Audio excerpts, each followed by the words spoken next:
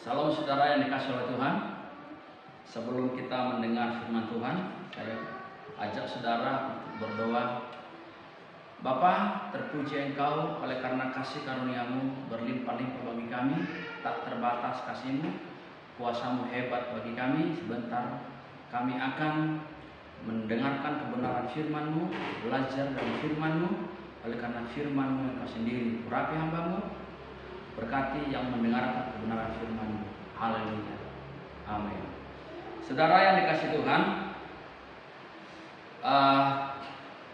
tema kita pada kesempatan ini yaitu kekuatan doa.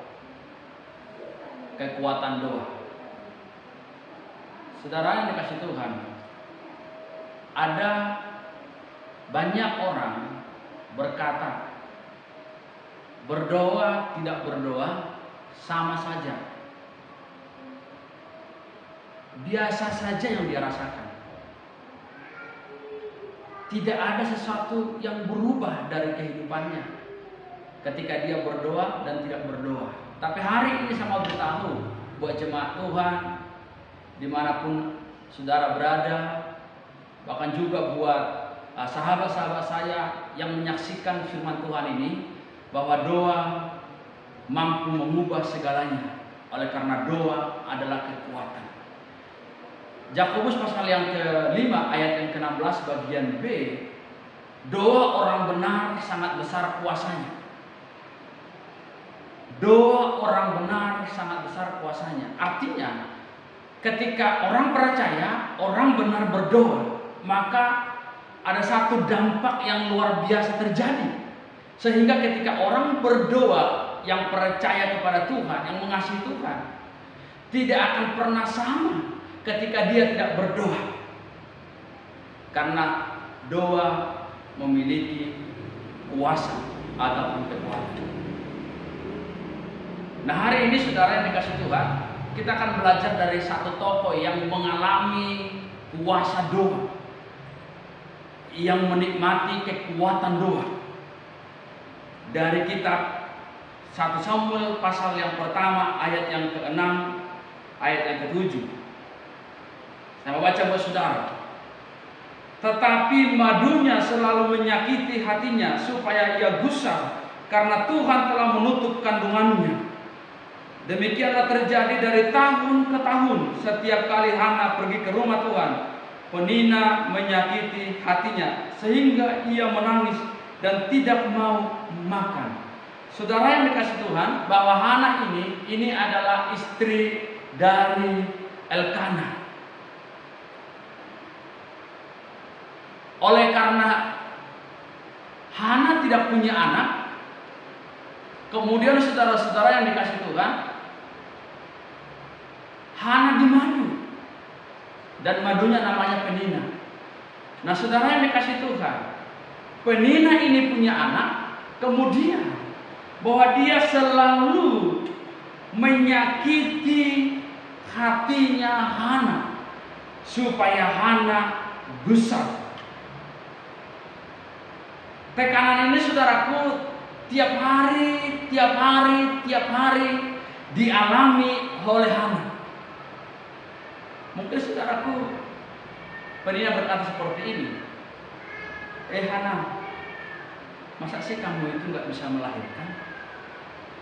Hana, masa sih kamu itu gak bisa kasih anak sama suamimu? Mungkin itu terus saudaraku berulang-ulang disampaikan oleh Penina kepada Hana, sehingga tekanan secara psikologis sangat-sangat besar. Lain lagi saudaraku, ketika dia berjumpa dengan temannya, Hana, udah isi belum? Hana, kamu udah punya anak belum? Demikian juga mungkin dengan keluarga. Gimana Hana? Ada tanda-tanda hamil? Mungkin saudaraku setiap dia ketemu dengan orang akan bertanya, apakah dia sudah hamil atau tidak? Maka saudaraku, tekanan psikologis ini, tekanan perasaan ini saudaraku sangat luar biasa. Bahkan dikatakan Tekanan itu membuat dia menangis, saudara-saudara yang dikasih oleh Tuhan.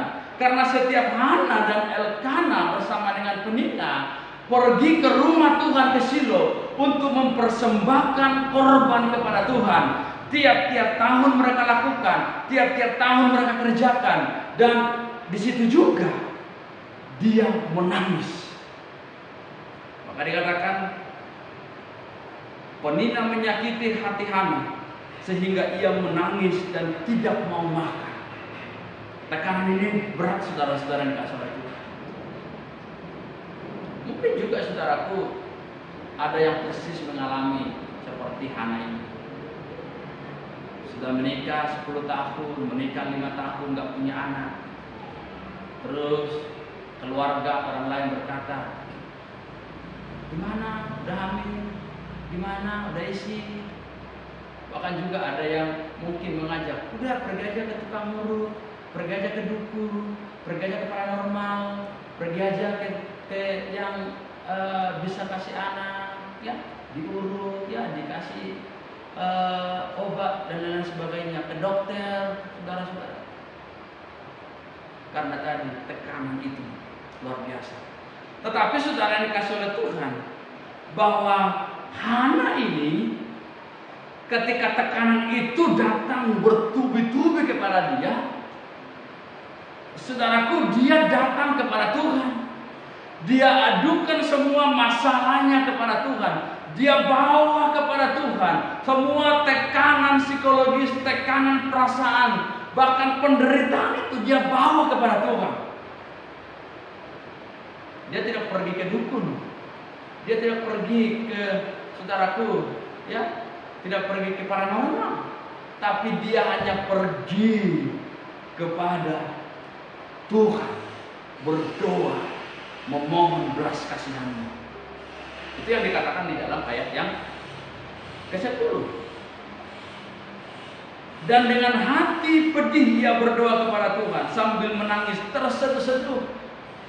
Tindakan nyata yang diambil oleh Hana ketika tekanan itu menghampiri dia.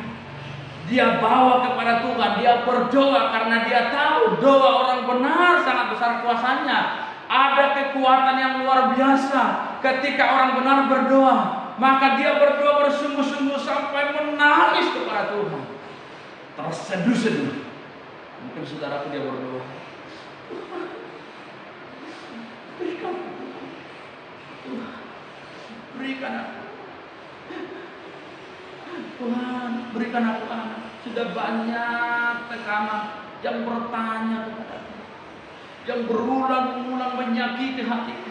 Berikan aku Tuhan anak, beri Tuhan anak. Saudara yang dikasih Tuhan, ketika dia berdoa sungguh-sungguh, terseduh-seduh, menangis, saudara-saudaraku, air matanya itu diperhitungkan oleh Tuhan. Air matanya itu, tangisannya itu diubah Tuhan menjadi sukacita. Ratapannya itu, penderitaannya itu diubah Tuhan menjadi sukacita. Perhatikan saudaraku, di ayat yang ke-20, masih di pasal 1. Maka setahun kemudian mengandunglah Hana dan melahirkan seorang anak laki-laki. Ia menamai anak itu Samuel, sebab katanya, aku telah meminta daripada Tuhan. Saudara yang dikasih oleh Tuhan, oleh karena doa memiliki kekuatan dan kuasa. Ketika Hana berdoa kepada Tuhan, maka tangisannya, air matanya, ratapannya diubah Tuhan menjadi sukacita. Setahun kemudian dia memiliki anak. Bahkan di ayat di pasal yang kedua, saudaraku, atau Samuel pasal yang kedua, ayat yang pertama itu dikatakan seperti ini. Lalu berdoalah Hana, katanya, hatiku bersukaria karena Tuhan, tanduk kekuatanku ditinggikan oleh Tuhan. Mulutku mencemoohkan musuhku, sebab aku bersukacita karena pertolongan Tuhan. Di tengah-tengah doa dan pujian pun Hana bersukacita. Oleh karena tadi tekanan itu Tuhan ubah menjadi sukacita, tangisan itu Tuhan ubah menjadi sukacita, penderitaan itu Tuhan ubah menjadi sukacita. Saudara yang dikasih oleh Tuhan, Saya tidak tahu apa yang menjadi tekanan hidupmu. Saya tidak tahu apa yang menjadi pergumulanmu. Saya tidak tahu apa yang menjadi tangisanmu. Saya tidak tahu apa yang menjadi masalahmu. Jika engkau datang kepada Tuhan, mengadukannya, berdoa sungguh-sungguh, bahkan sampai menangis kepada Tuhan, maka Tuhan akan ubah tangisanmu menjadi sukacita. Apakah engkau persis seperti Hana ini? Engkau tidak punya anak. Engkau sudah menikah 1 tahun. Engkau sudah menikah 5 tahun. Engkau sudah menikah 10 tahun. Tekanan dari keluarga, tekanan dari orang lain, bahkan tekanan dari suami datang menghampirimu. Tapi saya mau beritahu hari ini, adukan kepada Tuhan. Tangisanmu itu akan diubah Tuhan menjadi sukacita. Jika engkau memiliki tekanan, belum mendapatkan jodoh, saya percaya ketika engkau berdoa kepada Tuhan, tahun ini, tahun depan, engkau akan menikah. Ketika mungkin usahamu tidak bangkit, usahamu tidak diberkati, seolah-olah tidak ada lagi pertolongan dari mana-mana. Tapi saya mau beritahu hari ini, pertolongannya datangnya dari Tuhan. Berdoalah sungguh-sungguh. Tuhan akan ubah tangisan kita, air mata kita, penderitaan kita menjadi sukacita. Oleh karena doa orang-orang benar memiliki kuasa, memiliki kekuatan. Percayalah, Tuhan mengubah tangisan kita, Tuhan mengubah penderitaan kita, Tuhan mengubah harapan kita menjadi sukacita, menjadi kemenangan. Bahkan juga masa depanmu akan diubah Tuhan bilang-bilang. Masa depanmu yang suram, masa depanmu mungkin yang kau berkata tidak ada lagi masa depanmu.